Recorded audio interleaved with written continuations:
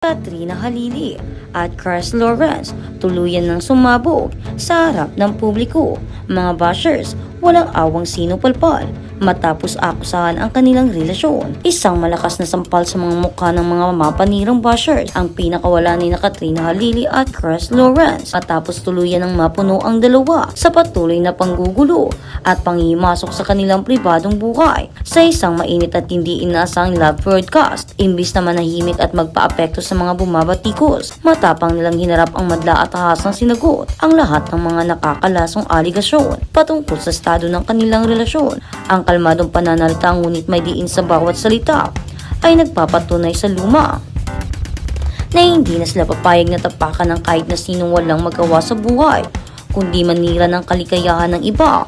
Ang insidenteng ito ay nagpasiklab ng panibagong apoy sa social media kung saan pinagpipistahan na naman ng buong bayan ang mga lihim at katotohanang matagal ng pilit na ibinabaon sa limot. Hindi na nagpaligoy-ligoy pa si Katrina nang diretsahin niyang patamaan ang mga basher na walang tigil sa paghahanap ng butas kanilang samahan. Sa halip na magalit, gumamit siya ng kakaibang estratehiya ng reverse psychology sa pamamagitan ng pag-uudyok sa mga ito na ipagpatuloy ang kanilang pambabatikos kung doon talaga sila sumasaya. Ayon pa sa aktres, nakakaawa ang mga taong ang tanging nagpapasaya sa kanilang malungkot sa buhay ay ang manira ng iba.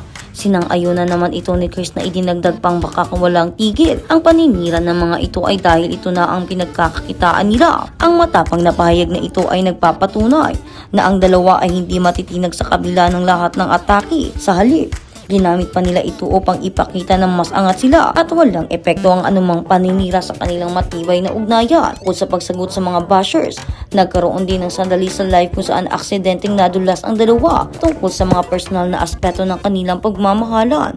Kasama na rito ang cultural na pagkakaiba at ang mga patagong sekreto ng kanilang panliligaw. Lalong nagpakilig at nag-iwan ng tanong kung opisyal na nga ba sila o may itinatago pang malaking revelasyon.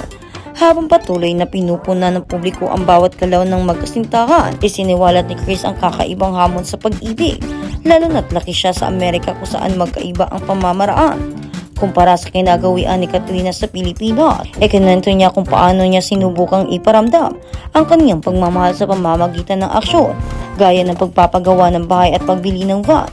Ngunit napagtantong kailangan niya ring magsalita at gawing opisyal ang lahat sa mata ng lipunan. Ang revelasyong ito, lalo na ang tungkol sa mga napornadang plano sa Hong Kong at ang madamdaming handwritten letter na nagsabing malit ay nagpapakita ng lalim ng kanyang sakripisyo at dedikasyon na malinaw na sinagot naman ni Katrina